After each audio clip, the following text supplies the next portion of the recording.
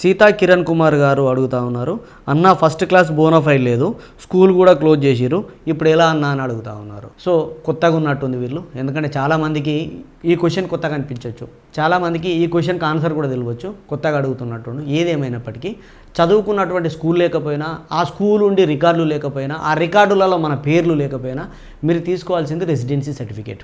మనకి ఇక్కడ కనిపిస్తూ ఉన్నది చూడండి, టీజీపీఎస్సీ వెబ్సైట్లో సర్టిఫికేట్ ఆఫ్ రెసిడెన్సీ అని ఉంటుంది. ఈ సర్టిఫికేట్ని మీరు డౌన్లోడ్ చేసుకొని ఇది ఫిల్ చేయండి. మీకు ఏ తరగతి అయితే లేదో ఆ తరగతి చదివేటువంటి సమయంలో, ఆ తరగతి సమయంలో ఎక్కడున్నారో అక్కడి ఎంఆర్ఓ దగ్గర నుంచి ఈ ఫామ్ను ఫిల్ చేసుకొని మీరు సంతకం పెట్టించుకొని రెసిడెన్సీ సర్టిఫికేట్ ఆఫ్ రెసిడెన్సీ అంటారు, కొంతమంది ఏమో లోకల్ క్యాండిడేట్ సర్టిఫికేట్ అని ఇస్తూ ఉన్నారు. ఏదైనా సరే ఈ ఫార్మాట్లో తీసుకుంటే మీకు లైఫ్ టైం వ్యాలిడిటీ ఉంటుంది. సర్టిఫికేట్ ఆఫ్ రెసిడెన్సీని స్టడీ సర్టిఫికేట్ బదులుగా వాడుకోవచ్చు. మీరు చేయాల్సింది ఇది. ఇలాంటి వీడియోల కోసం మన ఛానల్ సబ్స్క్రైబ్ చేసుకోండి, పక్కన ఉండేటువంటి బెల్ బటన్ క్లిక్ చేయండి. ఇంకేమైనా సందేహాలు ఉంటే కామెంట్లో రాయండి. నెక్స్ట్ FAQ షార్ట్ వీడియోలో మీ సందేహానికి సమాధానం ఇస్తాను.